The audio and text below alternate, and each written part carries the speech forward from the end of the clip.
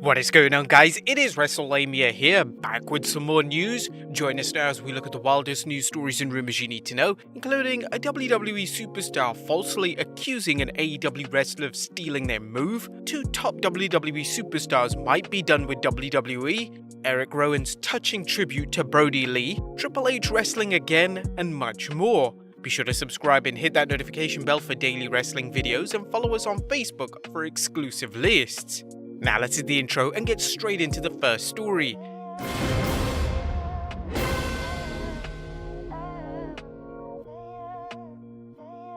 Now our first story looks at Chris Jericho actually having COVID in September.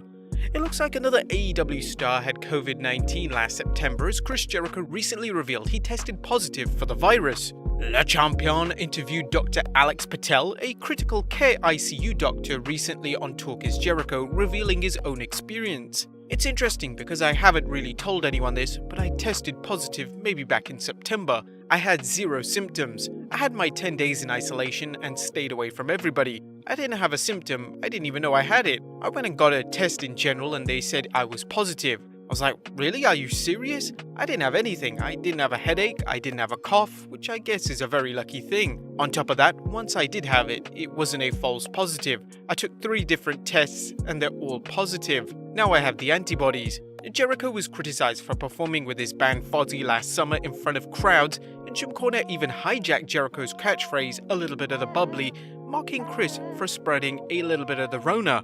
As noted in an earlier news video, Nick Jackson had the virus and he was not as fortunate, finding himself laid out by the virus. As you likely know, asymptomatic individuals can still transmit the disease, which makes it difficult to safeguard environments like a wrestling promotion where it's close contact, even when there's strict testing. We're glad that Jericho managed to recover.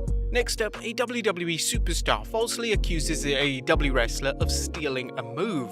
Now, while it's unlikely that wrestling fans will never see an AEW vs WWE interpromotional war, they do get to see occasional Twitter tussles between the wrestlers of each promotion. Recently, Retribution's T-Bar, aka former NXT superstar Dominik Dijakovic, accused someone, believed to be Sammy Guevara, of stealing his finisher. T-Bar tweeted, "Some little teenage virgin on AEW stole my finisher like 4 years ago after we did a show together. I'd steal something else from his moveset, but it's all just ricochet moves." Guevara replied, "Someone tell T-Bag the move actually belongs to Matt DeMorest, the guy he stole it from, and I'm just trying to get the move to be seen since you know he's never on television. Also, while you are sitting doing nothing and catering on Monday, check out the newest vlog." Ouch.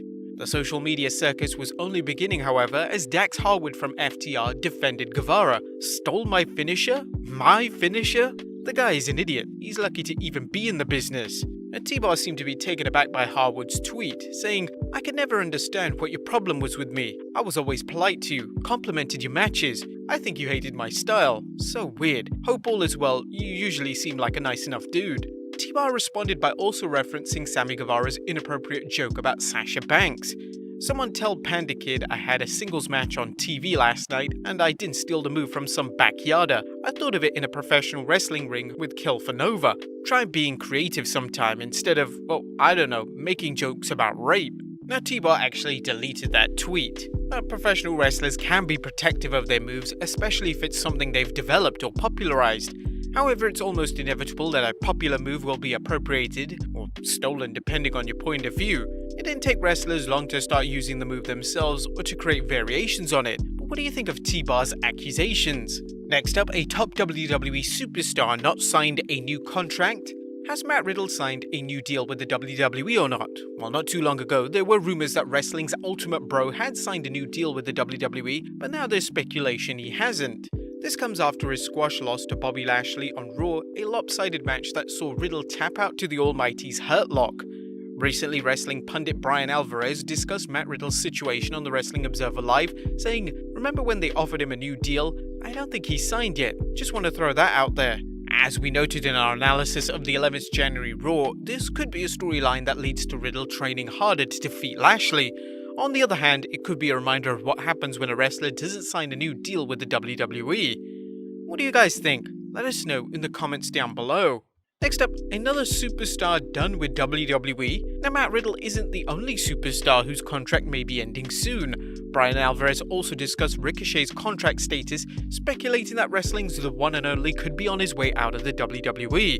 Ricochet signed a WWE contract in 2018, believed to be a 3-year deal, and like Riddle, he hasn't confirmed anything regarding his contract status. Alvarez is speculating that Ricochet's recent booking, or lack thereof, is evidence that the high flyer is parting ways. In our view, this is no evidence at all, as Ricochet has been poorly booked in WWE for some time, not only just the last couple of months. If bad booking was an indication of talent leaving, half the roster could be leaving. But who knows, maybe Ricochet is fed up with their booking. Next up, WWE's plans for Eddie Guerrero had he not passed away. Eddie Guerrero's tragic passing at the age of 38 in 2005 shocked the wrestling world. But how would the WWE have used him had he not passed away? A wild rumor has it WWE was gearing up for another world title run for Latino Heat. Former WWE superstar Chris Masters recently revealed the WWE's plans for Eddie at Survivor Series. Speaking with Inside Scoop, Chris noted, "I hadn't thought about this at all until I heard about it a month ago that Eddie Guerrero was actually supposed to be booked on the SmackDown team instead of Randy when we did the Raw vs SmackDown elimination match. So I had another moment when I was kind of envisioning, wow, what a match that would have been if Eddie was in it. Randy did a great job obviously, but it's just interesting thinking about the fact, the potential of Eddie Guerrero and Shawn Michaels working together in a match. And given Eddie's popularity and main event status, it doesn't surprise us that he was booked for the WWE's Fall Classic. It also might have led to the much-rumoured WrestleMania 22 match between Eddie Guerrero and Shawn Michaels, the match we never got. Next up, why WWE isn't having fans at the Rumble. Now, the WWE has done a superb job holding shows in its Thunderdome venues with virtual fans, but there's no doubt that the ultimate goal is to have live fans present. However, don't count on seeing them at the Rumble, as WrestleVotes recently tweeted on the situation saying, "Still getting a ton of Royal Rumbler/fan attendance questions. The fact of the matter is, WWE views the stress, manpower and complete undertaking of removing the Thunderdome for one night as to just too much to make it all work. Sad but true, the wait continues." It would be a costly move if the WWE were to set up Royal Rumble for another venue with live fans, only to have cancelled their attendance due to a flare-up in the pandemic. The big question now is how the WWE plans on handling WrestleMania. Will it try to run it with live fans or opt for the Thunderdome? To be honest, safety should be the utmost priority for the WWE, and having a WrestleMania in the Thunderdome doesn't seem as bad. We're just glad it's not another empty arena like last year. Next up, Triple H returning to the ring. Triple H's surprise appearance in the ring on this week's Raw has some fans wondering whether the Cerebral Assassin is planning on a return to the ring. The WWE seems to be gauging interest, as Sportskeeda noted WWE.com uploaded a poll asking fans, "Do you want to see Triple H get another opportunity to humble Randy Orton?" We voted, noting 76% of fans said yes, while 24% said no.